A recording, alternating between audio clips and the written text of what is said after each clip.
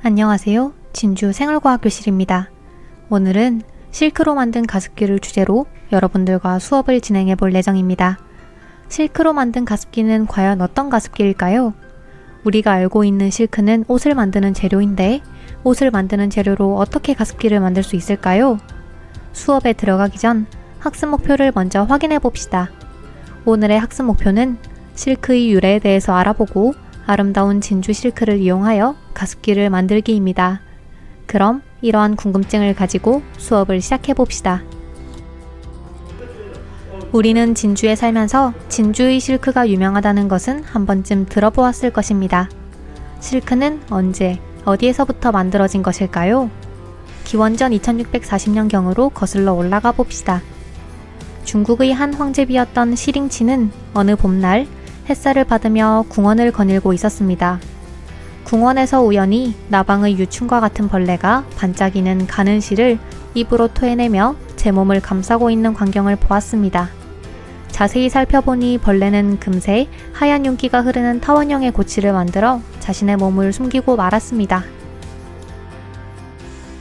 진주빛을 가진 하얀 고치를 손바닥 위에 올려놓고 관찰하다가 실수로 뜨거운 찻잔에 빠뜨렸는데 그 하얀 고치에서 마치 실타래 풀어지듯 풀리고 아주 가늘고 반짝이는 아름다운 실이 나왔다고 합니다.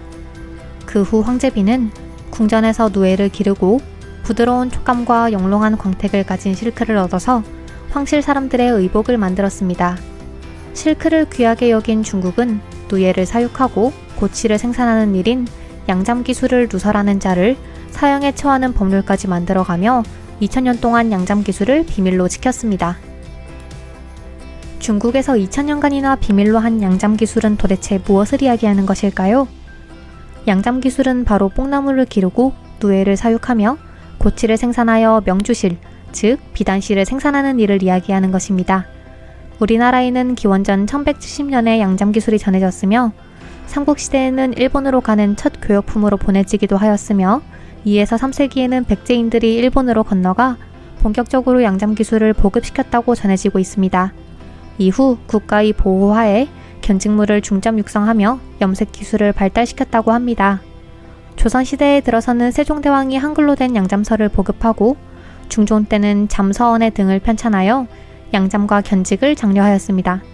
조금 어려운 말들이 계속 나오는데 양잠서란 양잠 기술을 적어둔 책을 이야기하며 잠서원에는 조선 중기의 김안국이 한글로 번역한 농잠서를 이야기하는 것입니다. 무더운 여름이 지나고 쌀쌀한 가을바람이 불어오면 곧 겨울이 찾아옵니다.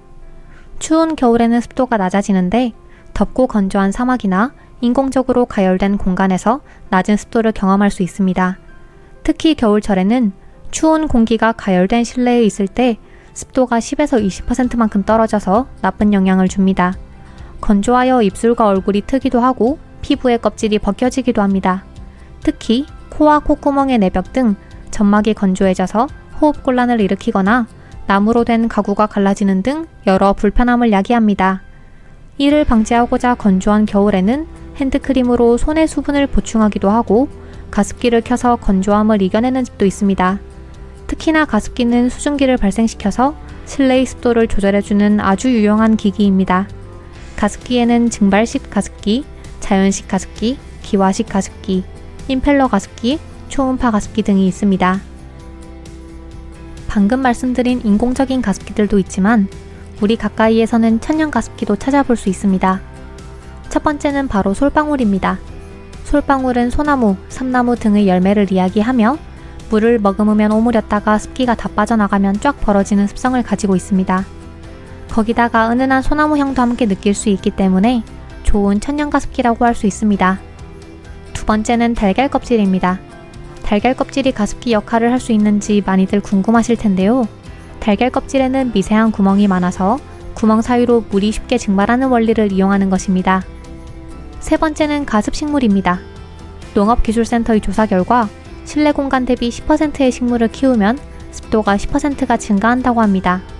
이 같은 효과는 실내 공기가 건조하면 식물 안의 습기를 발산하는 장산작용이 늘어나는 식물의 자가조절 능력 때문입니다. 네 번째는 수건입니다. 건조한 곳에서 잠을 자게 되면 콧속이 말라서 감기나 비염에 걸리기 쉬운데 잠자기 전 젖은 수건을 걸어 놓아서 집안에 수분을 공급해 놓는 곳이 좋습니다. 일반 수건에 물을 적시고 물기를 꼭 짠 후에 옷걸이에 걸면 끝인 아주 간단한 천연가습기입니다. 이것도 귀찮다면 꼭 젖은 수건이 아니더라도 젖은 빨래도 좋습니다. 5번째는 수치입니다. 수치는 자연이 주는 천연가습기라고도 불리는데 음이온을 발생시켜 공기청정 효과와 전자파 차단 효과는 물론 냄새 탈취와 습도 조절도 가능한 공기정화 기능도 탁월합니다. 가습기의 원리를 알아보기 전 물의 상태 변화에 대해서 먼저 알아봅시다. 물은 분자의 운동 상태에 따라서 고체, 액체, 기체 상태로 존재하며 에너지의 흡수와 방출에 따라서 물질의 상태가 변합니다. 에너지를 방출하는 상태 변화에는 기체가 액체가 되는 액화, 액체가 고체가 되는 응고, 기체가 고체가 되는 승화가 있습니다. 또한 에너지를 흡수하는 상태 변화에는 액체가 기체가 되는 기화, 고체가 액체가 되는 융해, 고체가 기체가 되는 승화가 있습니다. 물이 수증기가 되는 기화 현상은 증발과 끓음으로 나누어 생각해 볼 수 있습니다. 증발은 액체가 표면에서 기체로 변하는 현상으로 우리 생활 속에서 빨래가 마르는 것, 땀이 마르는 것, 젖었던 길이 마르는 것, 가뭄의 논바닥이 갈라지는 것 등으로 많이 확인해 보았을 것입니다. 끓음은 액체 표면은 물론이고 내부에서도 기체로 변하는 현상입니다. 물은 끓기 전보다 끓은 후에 물의 높이가 낮아집니다. 이는 바로 물이 끓으면서 액체가 기체로 변화하였기 때문에 물의 양이 줄어든 기화 현상인 것입니다. 그럼 이제 오늘의 실험 재료를 살펴봅시다. 오늘의 실험 재료로는 투명 용기 1개, 고무줄 4개, 부직포 1장, 오일향 1통, 그리고 진주에서 만든 진주 실크가 있습니다. 실크의 색은 실험 재료를 포장하는 단계에서 무작위적으로 들어갔지만 모두 우리가 살고 있는 진주에서 만들어진 진주 실크입니다. 본격적인 실험에 앞서 진주 실크를 관찰해보는 시간을 가져보겠습니다. 1번. 재료를 살펴보고 나의 실크색은 무슨 색인지 확인해봅시다. 2번. 실크를 만져보고 어떤 느낌인지 이야기해봅시다. 3번. 실크를 들어 빛에 비추어보고 어떤 특징이 있는지 살펴봅시다. 오른쪽 사진은 실크 가습기를 모두 만들었을 때의 완성 사진입니다. 이 사진을 보고 원리를 한번 확인해 봅시다. 컵 아래쪽의 물이 실크를 타고 올라와서 공기와 닿는 부분이 많아집니다. 조금 시간이 지나면 그릇에 그냥 물을 담아놓는 것보다 더욱 빨리 물이 증발하게 되는 것을 확인할 수 있습니다.